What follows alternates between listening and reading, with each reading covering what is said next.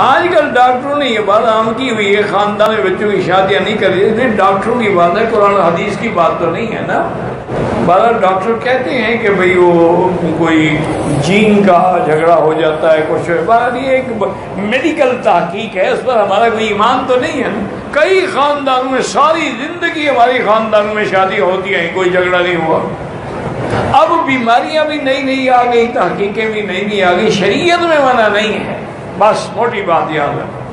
اور ہمارا ایمان ہے اگر شریعت اس میں کوئی خطرہ ہوتا تو اللہ خود منع فرماتا۔ ڈاکٹروں کا کیا ہے، یہ تو ایک گولی بناتے ہیں، یہ سر درد کے لیے بہترین ہے اور اس کا کوئی سائیڈ ایفیکٹ نہیں ہے۔ 5 سال کے بعد کہتے ہیں وہ گولی نہ کھانا کینسر ہوتا ہے اس سے۔ ان کا کیا اعتبار ہے؟ پتہ نہیں میری لڑکی سے محبت ہو گئی، فلاں ہو گیا، مجھے نہیں پتا بھائی، توبہ کرو۔ تمہاری لڑکی سے کسی کی محبت ہو گئی نا، پھر مسئلہ پوچھنے آنا۔ جب تمہاری لڑکی سے، تمہاری بہن سے کوئی عشق کرے نا، پھر مجھ سے مسئلہ آ کے پوچھنا۔ یہ سب شیطانی خیال ہیں۔ آج کل لڑکے کے لیے شادی کی کیا عمر ہے؟ جب پیدا ہو شادی کر دو، کیوں؟ وہ تو پیدا ہی بالغ ہوتا ہے، فلمیں دیکھ دیکھ کے ماں کے پیٹ میں سب کچھ سیکھ کے آتا ہے۔ بہرحال جب بالغ ہو شادی کرو۔ عمل بتائیں کہ شادی جلدی ہو جائے، میری تو نہیں ہوتی۔